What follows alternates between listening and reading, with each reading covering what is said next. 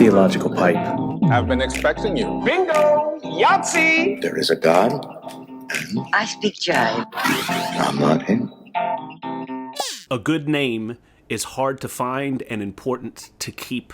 And I want to talk a little bit about Tiger Woods. As you probably know, if you've been paying attention to the news, he was in a car accident today and had crushed legs, crushed ankles, had surgery on his legs. Not life-threatening injuries, but injuries nonetheless. It was a pretty severe car wreck. You can see some of the pictures if you go online. But Tiger Woods is considered one of the greatest golfers of all time. In 1997, he won his first major championship in golf. The golf season, they have championships. They have tournaments all throughout the year, and there's four what they consider majors, the biggest tournaments of the year: the U.S. Open, the British Open, the Players Championship, and the Masters. And Tiger Woods won his first major in 1997, and between 1997 and 2008, he won 14 major championships. He was well on his way to breaking the record of 18 major championships that Jack Nicklaus has. He was considered the greatest golfer of all time, and again, he dominated every tournament he was in. The intimidation factor when he played was off the charts. If it was Sunday, which is the last round of a tournament, and Tiger was anywhere near the top, everyone knew he was there, and he usually just went and dominated the field and would win championship after championship, tournament after tournament. And again, he had won 14 major championships up until 2008. And in 2009, what seemed to be just a benign car crash. Nobody was really injured, but Tiger had a car accident, and from that car accident, there was a massive fallout of things that people started to learn about Tiger Woods. Before that, again, he was the greatest golfer of all time, one of the greatest athletes of all time, tons of endorsements, squeaky clean image, one of the best competitors around. And after this car crash, you find out that there was some drug abuse, there was some alcohol abuse, there was some sex scandals of him having, affairs with multiple women all across the country. And at the time, he's married and has kids. And, the fallout from that was severe. It took a huge toll on Tiger Woods' mental state. Then he had some other injuries had to deal with. And so from 2008 to 2019, he didn't win another major championship. He struggled when he played golf. His rankings continued to fall down. And it was really kind of a sad story of his own making, really. I mean, he's the one that chose to do those things. But in 2019, after surgeries on knees and surgeries on his back and rehab stints and becoming older, in 2019, after what many people thought that his career as one of the greatest golfers of all time was over, he was on the downslide. I think he was in his 40s. I'm not sure how old he was, but in 2019, he won another major. He won the Masters, and it was an amazing win. It was, I remember just the country sports fans being captivated on that Sunday as he won another major. He won the Masters, and it was an amazing win. And for me, and I think for a lot of people, it was a redemption story. I think people like redemption stories where when people, have a fall from grace or have a fall from whatever, whether it's their own doing or something else, when they fall and then they build themselves back up.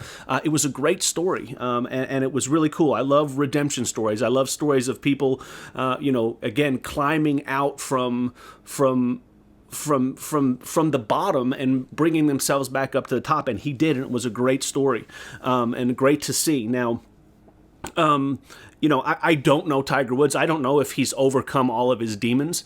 I don't know if he's overcome some of the addictions that he had, whether they be drug or sex or whatever the case may be. I don't know if, he overcame that, but it appears he did. He seems humbler. He seems more in tune with what's going on, and he seems to appreciate more what's happening. At least he did in 2019 when he won the Masters. It's real easy for I'll put normal in quotes. I don't think there's really any normal people, but it's real easy for normal people to judge people like Tiger Woods or like other stars that succumb to temptations. It's easy for us to say, like, I can't believe he would do that, but we don't know what he's going through. We don't know the temptations he faces. Doesn't mean what he did was okay, but it's just the life he lived and lives is so different. But again, he overcame his fall from grace and won the Masters, and it was a great moment. So it was funny to me, just the automatic thought of myself and basically everyone online who responded to the news today, this morning, when they found out that Tiger Woods had a car wreck, a single-person car wreck. They had to use the jaws of life to get him out of the car. He was unconscious when they found him, reports say, and they took him to the hospital, and he had surgeries, and again, multiple fractures, crushed bones, ankle problems, etc. And so, my thoughts and prayers are with the guy. I pray that he is healed up. I pray that whatever they're doing, that the surgeons and the people working on him are able to fix him up. And if he wants to play golf again, I hope he does it. And I think it would be another great redemption story. But I know I'm not alone, because again, I watch social media, I watch the news, I watch SportsCenter, and almost to a person it was, gosh, I hope Tiger's okay, and I sure hope he wasn't drinking. I sure hope he wasn't, popping pills, and he had been addicted to some pain pills and stuff like that. And what a shame, right? What a shame to have that thought instantly come out when you hear somebody famous, or who cares if they're famous, someone and you know that they had troubles, and your first thought is, well, I hope they're okay. Gosh, I hope he wasn't. He was probably drunk. He was probably high. He was probably doing something stupid. And what a horrible thing to attach to somebody after all these years. And again, I don't know Tiger's story. I always hope for the best for people. So I hope that all the junk that he went through in 2009 and 10 and 11, dealing with his marriage and his divorce and his addictions and everything, I hope that he overcame that. My real hope is he found the Lord, he found Jesus, and he's on his path to recovery. But what a shame that after 10 years, that was 2009. 12 years later, he has an accident, and the first thing we think is he's drinking again. He's popping pills again. He's struggling with something again. And what a shame. And I think what a good illustration for all of us, the importance of your name, of your character, of who you are. In Proverbs, in the Bible, in Proverbs 22:1, it says, a good name is better than great riches. And then in Ecclesiastes 7, chapter 1, it says, a good name is better than precious ointment. Again, not saying Tiger Woods is a bad guy, and from all accounts, it doesn't appear that there was anything. They said the initial reports is it doesn't appear he was impaired. It was just an accident on a bad stretch of road. And again, that's what it should have been, right? Oh my gosh, he's in an accident. I hope he's okay. I pray he's okay. But automatically, our thoughts go to stuff that happened 12 years ago. All of us did it. Right? We don't forget the mistakes he made. We don't forget the mess-ups. I don't care how massive or how small you think they were, and they were big mess-ups if you really get into the story.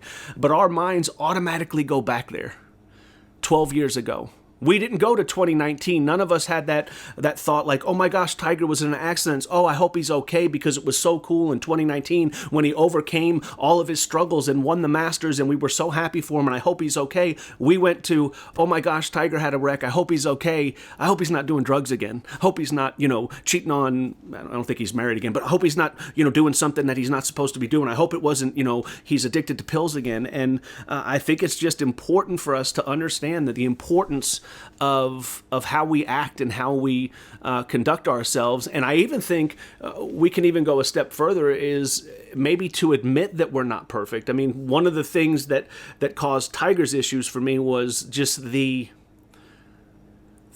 handlers, his agents, Nike, everyone else, they all had a role in shaping his persona, and he had to play to that. He couldn't come out and just say, hey, I'm a flawed person, I'm a flawed human being, and I have issues, and I'm struggling, and I struggle, and I'm going to work through those things. He couldn't do that because that's the persona he created. And I think as a Christian, as believers, we need to understand that we're all flawed, we all sin, we all fall short of the glory of God, and the only thing that makes us righteous, the only thing that we can put our shoulders back for it and puff up our chest and say, yes, I'm a good person. I'm righteous. I'm righteous because of what Jesus did. I'm righteous because of what God did, not because of anything I did. But I do think it's just a good illustration of how important it is to have a good name. A good name is better than riches. A good name is better than precious ointment.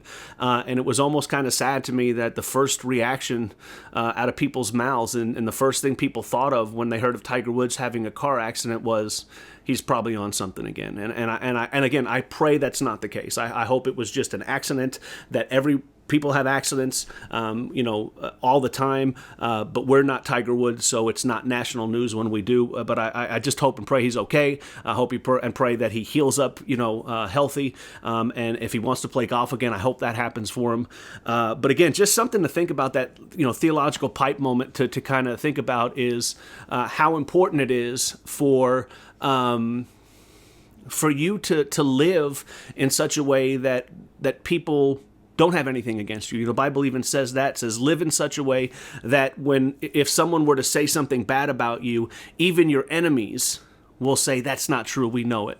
I love the story of Tiger Woods, the redemption story, and I pray it's continued. And again, if there's something wrong, I pray he gets redeemed, and I pray he picks himself back up and gets right with God and gets right with Jesus and is redeemed again. So just, again, something to think about. Again, it was a shame to see him have an accident, and a shame to know that, if he wants to play golf again, he's going to have to go through a lot of rehab and a lot of surgeries and medical things. And again, if he was addicted to pills before, now think of the pain he's going to be in and all the stuff. So, thoughts and prayers to the guy. Pray that, for the number one, I pray he's healthy. I pray he's okay.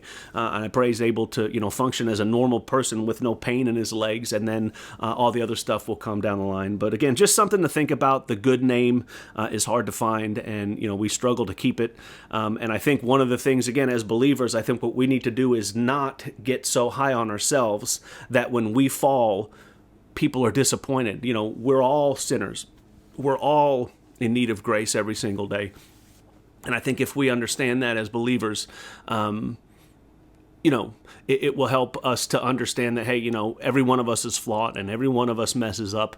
And so, there's grace and forgiveness for every mess up. So I guess put that in your theological pipe and smoke it. Pray for Tiger Woods. Pray that he heals up, and be nice. Well, bye.